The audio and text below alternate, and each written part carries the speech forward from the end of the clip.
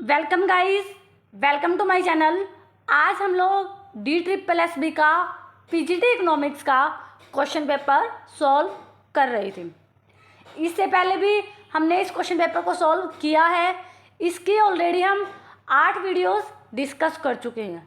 आप लोगों को पता है कि ये जो एग्ज़ाम है 21 जून को हुआ था, अभी रिसेंट एग्ज़ाम हुआ था ये। इसकी हम 8 वीडियो डिस्कस कर चुके हैं, जिसके अंदर हमने 160 क्वेश्चन डिस्कस कर लिए हैं। आप लोगों को पता है कि इस क्वेश्चन पेपर में 200 क्वेश्चंस होते हैं, 40 के आसपास हमारे क्वेश्चन भी पेंडिंग है। तो इस वीडियो में कुछ क्वेश्चंस और कुछ क्वेश्चंस आने वाली वीडियो में हम डिस्कस कर लेंगे।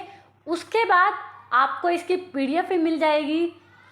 अगर आप चैनल पर नए हैं, आप लोगों को नहीं पता, हम बहुत लंबे टाइम से इकोनॉमिक्स के डिफरेंट क्वेश्चन पेपर्स सॉल्व कर रहे हैं, चाहे वो KVS एग्ज़ाम के क्वेश्चन पेपर्स हों, NVS के हों, HTET के हों, PGT इकोनॉमिक्स के डिफरेंट सेट एग्ज़ाम्स हो। हमने बहुत सारे क्वेश्चन पेपर्स चैनल पर सॉल्व किए हुए हैं।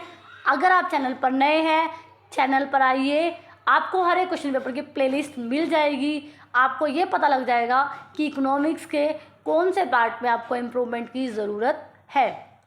अगर आपको मेरी वीडियोस अच्छी लगती हैं तो प्लीज़ मेरे चैनल को लाइक करो, शेयर करो एंड सब्सक्राइब करो। आज का जो हमारा पहला क्वेश्चन है, इसको देखो। इसमें क्या बोला गया है? विच of the following is not determinant of supply of a good. अब यहाँ क्वेश्चन में ये बोल दिया कि मान लो गुड ए है, गुड ए के सप्लाई को कौन सी चीज़ डिसाइड नहीं करेगी। फर्स्ट ऑप्शन है price of input, price of other good, improvement in technology, consumer income. अब देखिए, कंज्यूमर इनकम इसका राइट आंसर हो जाएगा, क्योंकि कंज्यूमर की इनकम बढ़े घटे या उसके पास कितनी भी इनकम हो, वो कभी भी सप्लाई को डिसाइड नहीं करेगी। बाकी जितने भी ऑप्शन है, इनपुट का आपका प्राइस क्या है? इनपुट होता है उत्पादन करने के लिए संसाधन जो आप यूज़ करते हो। तो इनपुट का प्राइस से एक सप्लायर ये डिसाइड करता है कि उसकी सप्लाई जो गुड्स की है उसको बढ़ाना है या घटाना है। Price of other goods, price of other good भी क्या होता है? प्रोड्यूसर के लिए डिसीजन लेने के लिए बहुत इंपॉर्टेंट होता है कि उसे अपनी गुड्स का प्राइस क्या रखना है, कितनी उसे सप्लाई करनी है। इम्प्रूवमेंट इन टेक्नोलॉजी, अगर एक प्रोड्यूसर की टेक्नोलॉजी इम्प्रूव होती है तो वो सप्लाई को बढ़ाएगा, वरना उसकी सप्लाई घटेगी। तो ये सब फैक्टर सप्लाई को डिसाइड करते हैं। कंज्यूमर की इनकम कभी भी गुड्स की सप्लाई को डिसाइड नहीं कर सकती। तो इसीलिए इस क्वेश्चन का राइट आंसर क्या हो जाएगा? ऑप्शन नंबर 4 आपका राइट आंसर हो जाएगा। अगला क्वेश्चन देखिए, अगले क्वेश्चन में क्या बोला गया है? अब मोनोपोली फर्म क्या फेस करती है? Vertical demand curve, banded demand curve, horizontal demand curve, downward sloping market demand curve. आप लोगों को पता है कि मोनोपोली के अंदर जो एक फर्म होती है उसका जो डिमांड कर्व होता है वो किस तरह का होता है? एवरेज रिवेन्यू उसका डाउनवर्ड स्लोपिंग होता है, मार्जिनल रिवेन्यू भी उसका डाउनवर्ड स्लोपिंग होता है। तो इसीलिए ऑप्शन नंबर 4 इस क्वेश्चन का राइट आंसर हो जाएगा। अगला क्वेश्चन देखिए, अगले क्वेश्चन में क्या बोला गया है? The private marginal benefit to a consumer plus any cost associated with consumption of the good are imposed on other is also known as। अब यहाँ क्वेश्चन क्या बोला है? मान लो आप किसी गुड्स को कंज्यूम करते हो, कोई भी गुड्स हो सकती है, मान लो आपने इन्वायरमेंटल गुड्स या कोई भी गुड्स एक्स कंज्यूम की, उसके बेनिफिट्स तो आप उठा रहे हो, ठीक है, आपको जो भी बेनिफिट होते हैं वो तो आप उठाते हो, लेकिन उसकी वजह से जो भी कॉस्ट, एडिशनल कॉस्ट, ठीक है, वो क्या है? आप दूसरों पर डाल देते हो, ठीक है। मान लो फ़ायदे आप उठा लो किसी भी गुड्स को कंज्यूम करके, और जो उसके कॉस्ट है, जो उसकी लागत है, वो आप किसी और पर्सन पर डाल दो। तो इस कॉन्सेप्ट को क्या बोलेंगे? इन्होंने क्वेश्चन में ये बोला है। फर्स्ट ऑप्शन है, इसको मार्जिनल प्राइवेट बेनिफिट बोलेंगे, सोशल मार्जिनल कॉस्ट बोलेंगे, प्राइवेट मार्जिनल कॉस्ट बोलेंगे, सोशल मार्जिनल बेनिफिट बोलेंगे। तो इस कॉन्सेप्ट को हम बोलते हैं सोशल मार्जिनल बेनिफिट। जब हम प्राइवेट बेनिफिट में एक्सटर्नल बेनिफिट्स को जोड़ देते हैं तब आपका सोशल मार्जिनल बेनिफिट आता है। इसका मतलब कॉस्ट आपने किसी और पर इम्पोज कर दी है, तो इसीलिए इस कॉन्सेप्ट को सोशल मार्जिनल बेनिफिट बोलेंगे। तो ऑप्शन नंबर 4 आपका राइट आंसर हो जाएगा। अगला क्वेश्चन देखिए, आपसे प्राइवेट इनकम का फॉर्मूला पूछा है। आप लोगों को पता है प्राइवेट जो इनकम होती है, निजी जो आय होती है, उसका फॉर्मूला होता है आपका पर्सनल इनकम में आप क्या करते हो, कॉरपोरेट का जो टैक्स होता है ना वो क्या कर देते हो, पर्सनल इनकम के अंदर आप क्या करते हो, कॉरपोरेट टैक्स ऐड करते हो एंड रिटेन अर्निंग जो होती है उसको भी क्या करते हो, ऐड करते हो। अब क्वेश्चन ये आता है कि रिटेन अर्निंग क्या होती है। ये वो अर्निंग होती है जो कि कंपनीज को, जो कंपनी स्टार्ट करते हैं ना, तो उसको इनिशियल टाइम पीरियड में जो भी अर्निंग होती है उसको रिटेन अर्निंग बोलते हैं। और इसके अंदर क्या माइनस कर देते हैं हम, जो भी डिविडेंड, जो भी शेयर्स, जो भी प्रॉफिट कंपनीज के शेयर होल्डर को दिया जाता है उसको माइनस करने के बाद जो भी कंपनी के पास रह जाता है वो अर्निंग कंपनीज की रिटेन अर्निंग होती है। तो प्राइवेट इनकम के अंदर personal income, corporate tax plus retain earning आएगी। तो इसीलिए इस क्वेश्चन का राइट आंसर क्या हो जाएगा, ऑप्शन नंबर 2 आपका राइट आंसर हो जाएगा।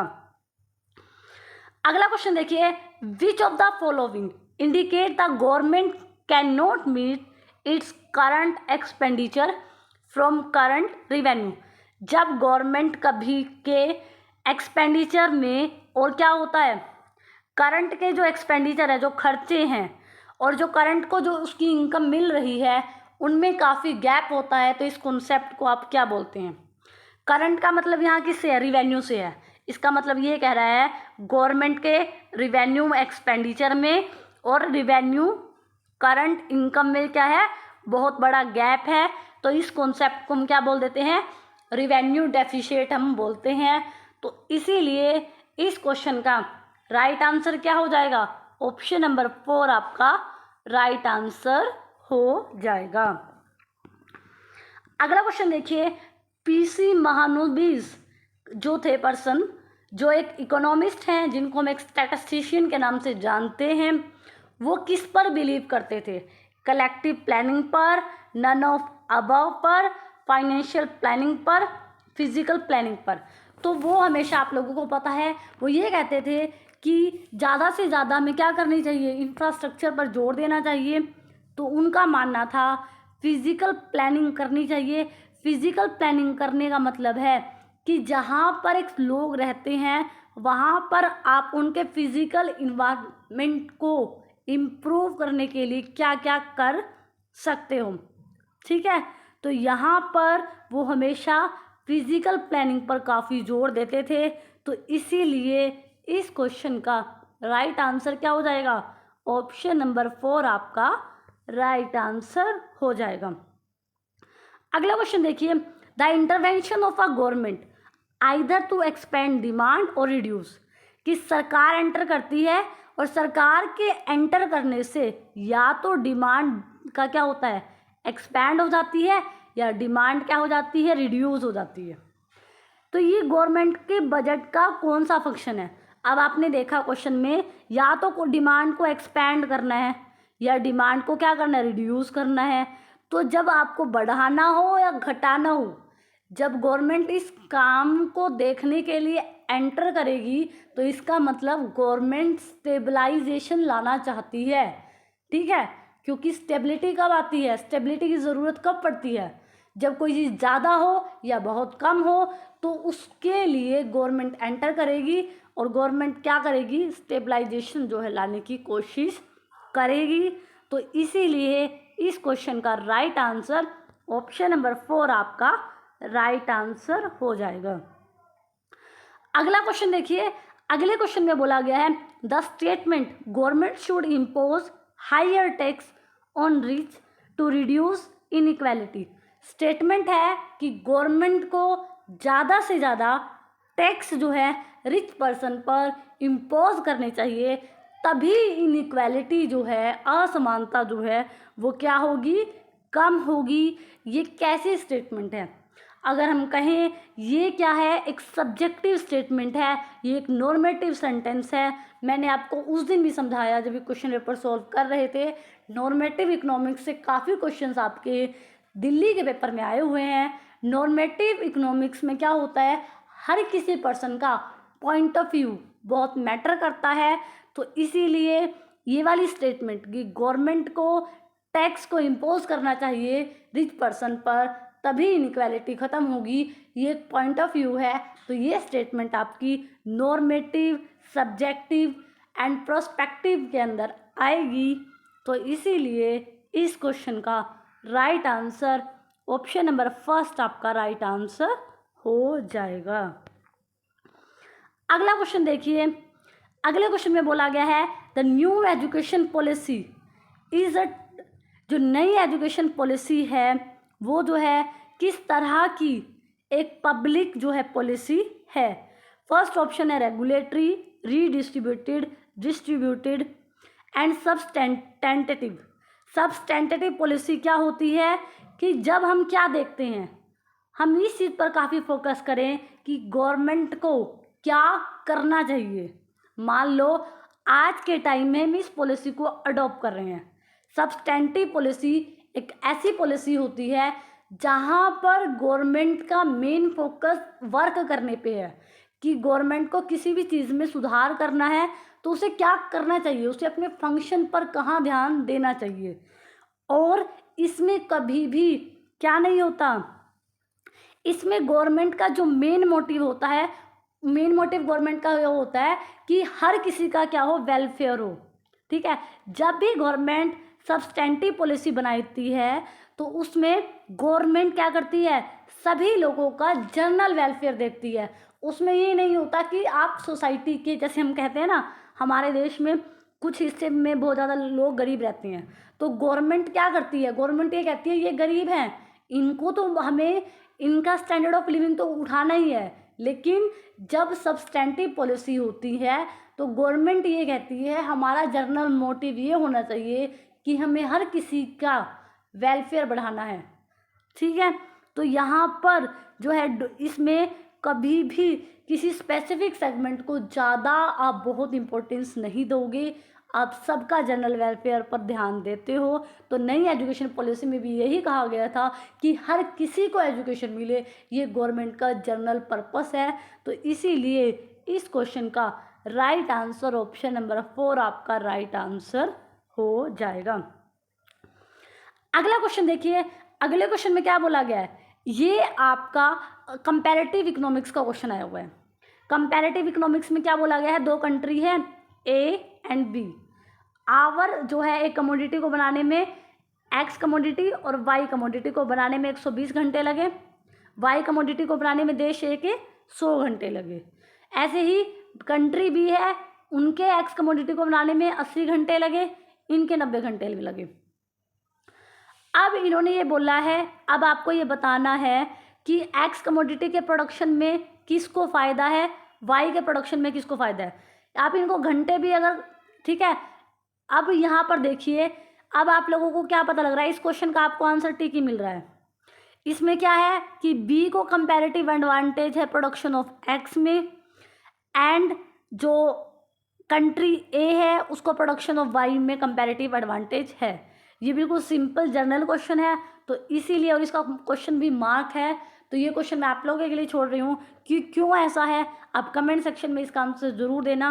कंपैरेटिव कोर्स का मैंने बता दिया आपको, ये क्वेश्चन है। तो इस क्वेश्चन का जो राइट आंसर है ऑप्शन नंबर 2 ही आपका राइट आंसर है।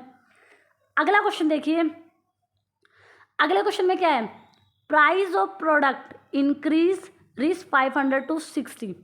ठीक है, ये पी है, यहाँ पर P1 है। ठीक है, यहाँ पर देखिए प्राइस 50 से क्या हो गया है, 60 हो गया है। अब क्वांटिटी की बात हो रही है, क्वांटिटी 1000 थी, उसके बाद वो कितनी हो गई है, 1200 हो गई है। क्या ओवन कितनी हो गई है, 1200 हो गई है। अब क्वेश्चन में ये बोला गया है आपको इलास्टिसिटी ऑफ सप्लाई निकालनी है। आपको पता है इसका फॉर्मूला क्या होता है, P upon Q delta Q upon delta P। P क्या है आपका 50 है, अपॉन क्यू क्या है आपका 1000 है। उसके बाद डेल्टा क्यू कैसे निकलेगा आपका, Q1 में से आप क्यू को माइनस करोगे तो आपका क्या आ जाएगा 200 आ जाएगा। उसके बाद डेल्टा P कैसे निकलेगा, 60 में से आप 50 माइनस करोगे तब आपका निकलेगा। तो आप जब इसको सॉल्व करोगे ना, यहाँ से ये देखिए 5 0 0 से आपकी 0 कट गई। उसके बाद आप यहाँ कट करोगे तो आपका जो आंसर आएगा ना वो आएगा 2। आपको कुछ नहीं करना, आपको क्या करना है P upon Q delta Q upon delta P, ये फॉर्मूला लगाना है। P आपको मैं दोबारा बता देती हूँ 50 है, क्यू आपका कितना है, क्वांटिटी कितनी थी 1000 थी, ठीक है। और डेल्टा क्यू कैसे निकलेगा, Q1 में से क्यू माइनस करो, 12 में से 1200 में से 1000 माइनस करोगे क्या आ जाएगा 200 आ जाएगा। और डेल्टा P कैसे निकलेगा आपका, 60 में से 50 गए 10 आ जाएगा। और जब आप इसको सोल्व करोगे ना, सोल्व करने के बाद क्या आएगा आपका आंसर जो आएगा वो 1 आएगा। तो इसीलिए इस क्वेश्चन का राइट आंसर क्या हो जाएगा, ऑप्शन नंबर सेकंड आपका राइट आंसर हो जाएगा। यहाँ पर सिर्फ आपसे सप्लाई की इलास्टिसिटी पूछी है तो इसीलिए कोई नेगेटिव साइन भी नहीं आएगा। अगला क्वेश्चन देखिए, अगले क्वेश्चन में बोला गया है budgetary deficit government of India. Budgetary deficit का आपसे फॉर्मूला पूछा है तो मैं सीधा आपको फॉर्मूला बता देती हूँ। टोटल एक्सपेंडिचर में से जब आप रिवेन्यू रिसिप्ट्स को माइनस करते हैं और प्लस करते हैं कैपिटल रिसिप्ट्स को, तो आपका जो निकल कर आता है उसी को हम क्या बोलते हैं, इसको हम बजटरी डेफिशिएट भी बोलते हैं, फिजिकल डेफिशिएट भी बोलते हैं। तो इसीलिए इस क्वेश्चन का राइट आंसर ऑप्शन नंबर 4 आपका राइट आंसर हो जाएगा। अगला क्वेश्चन देखिए, अगले क्वेश्चन में बोला है membership of cooperative bank union is open to. जो कोऑपरेटिव बैंक होते हैं ना, उनकी जो मेंबरशिप होती है वो किन के लिए होती है, तो वो मेंबरशिप होती है उनकी कोऑपरेटिव सोसाइटीज़ के लिए। तो इसीलिए इस क्वेश्चन का राइट आंसर ऑप्शन नंबर 3 हो जाएगा। अगला क्वेश्चन देखिए, बीहाइव्स ऑफ हनी प्रोडक्शन, ज़्यादा से ज़्यादा मधुमक्खी पालन करके हनी का प्रोडक्शन करना, ये किसका एग्जाम्पल है। अब ये क्या है, हनी प्रोड्यूस करना। हनी आपको पता है शहद का यूज़ कितनी दवाइयों में भी होता है, तो हनी या मधुमक्खी पालन करना ये एक पॉजिटिव प्रोडक्शन की क्या है, ये आपकी पॉजिटिव क्या है, पॉजिटिव प्रोडक्शन क्या है, एक्सटर्नैलिटी है। तो इसीलिए इस क्वेश्चन का राइट आंसर क्या हो जाएगा, ऑप्शन नंबर 4 आपका राइट आंसर हो जाएगा। अगला क्वेश्चन देखिए, अगला क्वेश्चन भी क्या है, जो क्वेश्चन टिक है ना और जो बहुत ज़्यादा इजी है उनमें से, इसीलिए आप लोगों के लिए 1 या 2 क्वेश्चन मैं छोड़ रही हूँ। यहाँ पर मैं आपको क्वेश्चन समझा देती हूँ क्या बोला गया है। ये बोला गया है अपॉर्चुनिटी कॉस्ट का क्वेश्चन है, अवसर लागत। सोसाइटी को अपॉर्चुनिटी कॉस्ट होती है for construction a new highway would be. अगर एक नया हाईवे बनाया जाता है तो आपको इन ऑप्शंस में से ये बताना है कि इनमें से क्या जो है नई हाईवे बनने की अपॉर्चुनिटी कॉस्ट होगी, ठीक है। तो आपको इन ऑप्शंस को पढ़ने के बाद ऑप्शन नंबर 1 वैसे इसका राइट आंसर है। अब आप बताइए, अगर नए हाईवे बनता है तो उस प्लेस पर क्या अपॉर्चुनिटी कॉस्ट होगी, आपको ऑप्शंस पढ़ के पता लग जाएगा। तो ये क्वेश्चन भी बहुत इजी है, तो इसको भी यहाँ पर ऑप्शन आंसर पहले ही टिक है, तो आप ये वाला कर लोगे। अगला क्वेश्चन देखिए, from the given diagram from the following representation value of multiplier. अब आपको ये बताना है कि इस डायग्राम के अकॉर्डिंग वैल्यू ऑफ मल्टीप्लायर जो है वो क्या है। अब आप लोगों को पता है जो मल्टीप्लायर होता है उसका फॉर्मूला क्या होता है। मल्टीप्लायर का फॉर्मूला आपका होता है चेंज इन इनकम अपॉन, ठीक है। अब आप यहाँ क्वेश्चन में देखिए क्या है, एक तरफ आपको नेशनल इनकम दे रखी है, एक तरफ आपको क्या दे रखे हैं, इंजेक्शंस हैं और विड्रॉज हैं, ठीक है। अब आप लोगों को पता है कि आपके पास क्या है, पहले अब आपको मल्टीप्लायर का फॉर्मूला पता है ना, चेंज इन इनकम ऊपर होता है और चेंज इन इन्वेस्टमेंट आपका नीचे होता है, तो यही तो मल्टीप्लायर का फॉर्मूला होता है। अब चेंज इन इनकम देखिए यहाँ पर क्या है, इनकम में चेंज कितना है, एक्स वाई है। ये देखिए यहाँ पर ये किसका चेंज है, एक्स से ये वाई तक, ये वाला जो चेंज है ये किसका है, एक्स वाई जो चेंज है ये किसका है, चेंज इन इनकम का है। और चेंज इन इन्वेस्टमेंट का जो है इंजेक्शन जो है वो क्या चेंज है, वो आपका वाई जेड है। क्या है, वाई जेड है। यही आपसे क्वेश्चन में पूछा था। इन्वेस्टमेंट मल्टीप्लायर देखिए, आप दोबारा देखिए, ये क्या है आपका इनकम का चेंज, जिसको हम क्या लिखेंगे, एक्स वाई लिखेंगे। और ये क्या है आपका इन्वेस्टमेंट का चेंज, जिसको हम वाई जेड लिखेंगे। और ये क्या है आपका इन्वेस्टमेंट मल्टीप्लायर का फॉर्मूला है। यही आपसे क्वेश्चन में पूछा है, तो इसीलिए इस क्वेश्चन का right answer option number second आपका राइट आंसर हो जाएगा। अगला क्वेश्चन देखिए, अगले क्वेश्चन में आपसे बोला है इन अ 4 सेक्टर मॉडल, 4 जो अर्थव्यवस्था है, 4 सेक्टर की जो इकोनॉमी है, नेशनल इनकम का आपसे फॉर्मूला पूछा है।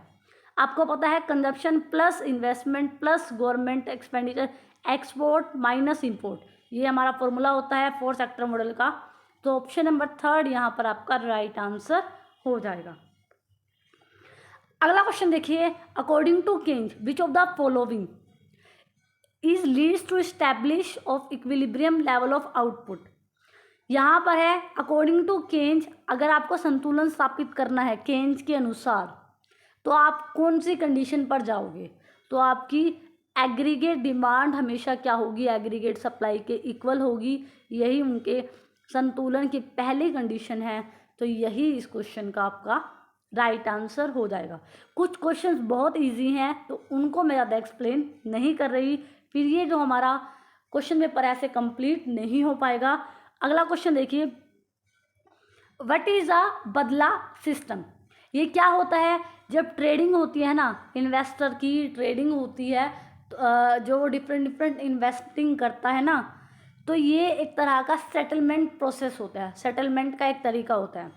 तो यहाँ पर बदला सिस्टम क्या होता है, एक कैरी फॉरवर्ड सिस्टम होता है सेटलमेंट करने का। तो यही इस क्वेश्चन का क्या है, राइट आंसर है। तो इसीलिए इस क्वेश्चन का राइट आंसर ऑप्शन नंबर 3 हो जाएगा। ट्रेडिंग सिस्टम में हम इसका यूज़ करते हैं। अगला क्वेश्चन है अ shift of aggregate demand curve. Aggregate demand curve में राइट साइड शिफ्ट कब आएगा, जब कंज्यूमर का, अब आप लोगों को पता है शिफ्ट लाने के लिए प्राइस का चेंज होना ज़रूरी नहीं है। ये चीज़ मैं आपको बहुत बार समझा चुकी हूँ कि कभी भी शिफ्ट लाने के लिए उस गुड्स के प्राइस में चेंज होना ज़रूरी नहीं है। अब यहाँ पर ऑप्शंस को पढ़िए, decrease in government spending, last से पढ़िए। अगर सरकार अपने खर्च को घटा देती है तो क्या होगा, एग्रीगेट डिमांड कम हो जाएगी। सरकार लोगों को मान लो पेंशन दे रही थी, अब वो खर्च ही नहीं कर रही, लोगों के पास पैसा नहीं पहुंच रहा, तो वो डिमांड नहीं करेंगे, तो एग्रीगेट डिमांड का लेफ्टवर्ड शिफ्ट करेगा। इंक्रीज इन इनकम टैक्स, अगर गवर्नमेंट टैक्स को इंक्रीज कर देगी तो लोगों के हाथ से पैसा गवर्नमेंट के पास चला जाएगा, उनके पास पैसा होगा ही नहीं, तो वो डिमांड भी नहीं करेंगे। अगर बहुत ज़्यादा मंदी आ जाती है, मंदी की सिचुएशन में आप लोगों को पता है लोग डिमांड करते नहीं हैं, तो राइट वर्ड शिफ्ट आने का मतलब नहीं है।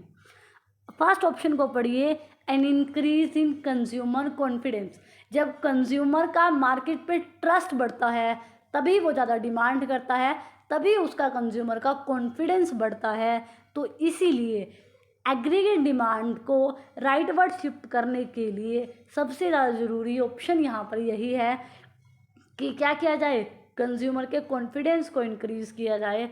तो इसीलिए ऑप्शन नंबर 4 फर्स्ट आपका क्या हो जाएगा, राइट आंसर हो जाएगा।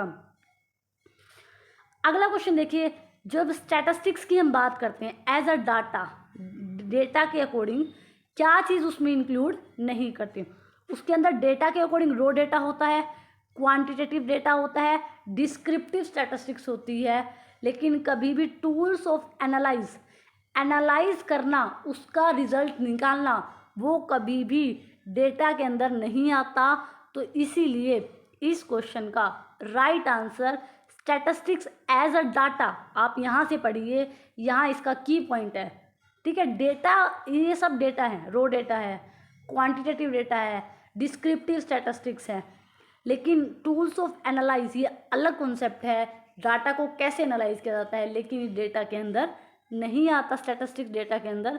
तो इसीलिए इस क्वेश्चन का right answer option number first आपका राइट आंसर हो जाएगा। अगला क्वेश्चन देखिए, elasticity of demand is determined by all the factor except. यहाँ पर ये बोला है क्वेश्चन में कि ऑप्शंस आपके पास गिवन है, इन सभी ऑप्शंस में सब में क्या हो जाता है, इलास्टिसिटी ऑफ डिमांड डिसाइड हो जाती है, मांग की लोच। लेकिन कोई एक ऑप्शन ऐसा है जिससे कि मांग की लोच डिसाइड नहीं होती। टाइम जो है इलास्टिसिटी के लिए ज़रूरी है। गवर्नमेंट की जो पॉलिसीज़ होती है ना, पॉलिसीज से कभी भी इलास्टिसिटी ऑफ डिमांड डिसाइड नहीं होती। इलास्टिसिटी ऑफ डिमांड का मतलब है कि कंज्यूमर कितनी ज़्यादा गुड्स की डिमांड करेगा या कितनी कम डिमांड करेगा, तो वो कभी भी गवर्नमेंट की पॉलिसीज से डिसाइड नहीं होता। तो इसीलिए इस क्वेश्चन का राइट आंसर क्या हो जाएगा, ऑप्शन नंबर फर्स्ट आपका राइट आंसर हो जाएगा। अगला क्वेश्चन देखिए, अगले क्वेश्चन में है ए मोनोपोली मैक्सिमाइज करना चाहता है प्रॉफिट, चूज द क्वांटिटी। वो क्वांटिटी वो चूज करेगा जहाँ पर marginal revenue is dash marginal cost. अब आपको पता है कि मोनोपोली में उसका प्रॉफिट अर्न करना ही सबसे बड़ा मोटिव होता है। तो उसके संतुलन की सबसे पहली कंडीशन क्या होती है आपकी, सबसे पहली कंडीशन उसकी ये होती है जब उसका मार्जिनल रिवेन्यू किसके इक्वल होता है, मार्जिनल कॉस्ट के इक्वल होना चाहिए। यही उसकी पहली कंडीशन क्या होती है, संतुलन की होती है। तो इसीलिए वो हमेशा ऐसी क्वांटिटी को चूज़ करेगा जो उसकी मार्जिनल रिवेन्यू और मार्जिनल कॉस्ट को क्या करेगी, बराबर करेगी। तो इसीलिए इस क्वेश्चन का राइट आंसर ऑप्शन नंबर 4 आपका राइट आंसर हो जाएगा। अब अगला क्वेश्चन है फॉर्मेशन ऑफ हाइपोथेसिस। आप कोई भी हाइपोथेसिस, एक हाइपोथेसिस होती है, पहली बात तो हाइपोथेसिस होती है आप रिसर्च करते टाइम इसका यूज़ करते हैं, और ये क्या होती है, टेंटेटिव स्टेटमेंट होती है। ये पूरी तरह से सही नहीं होती, इसको आप प्रूव करते हैं, रिजेक्ट करते हैं या एक्सेप्ट करते हैं। तो ये कह सकते हैं किसी भी कॉन्सेप्ट को लेकर आपकी एक टेंटेटिव स्टेटमेंट होती है। तो ये बोलते हैं कि अगर आपको कोई हाइपोथेसिस बनानी है तो वो आपकी किस पर बेस होती है, तो सबसे पहली बात वो हमारी ऑब्जर्वेशन पर बेस होती है। जो हमारे पास नॉलेज होती है, जो हमने देखा होता है, उसी के बेस पर हम किसी भी रिजल्ट को लेकर एक टेंटेटिव स्टेटमेंट बनाते हैं। तो यहाँ पर यही क्वेश्चन में पूछा कि फॉर्मेशन ऑफ हाइपोथेसिस किस पर बेस करता है, तो हम कहेंगे वो ऑब्जर्वेशन पर क्या करता है, बेस करता है। ऑप्शन नंबर फर्स्ट आपका राइट आंसर हो जाएगा। आज हमारे इसके 19, 20, 25 क्वेश्चन हमने कर लिए हैं। बाकी 20 से हमारे सिर्फ लास्ट के 20, अब हमारे इस क्वेश्चन पेपर के 21 क्वेश्चन पेंडिंग है। बाकी हमारे एक तरह से 180 क्वेश्चंस हो चुके हैं। अगर आपको हर क्वेश्चन समझ आया हो तो प्लीज़ मेरे चैनल को लाइक करना, शेयर करना एंड सब्सक्राइब करना। बाकी बचे हुए क्वेश्चन हम नेक्स्ट वीडियो में करेंगे। जो 1 या 2 क्वेश्चन मैंने आपको बोला है, आप उसका कमेंट सेक्शन में ज़रूर जवाब देना। And thank you so much for watching this.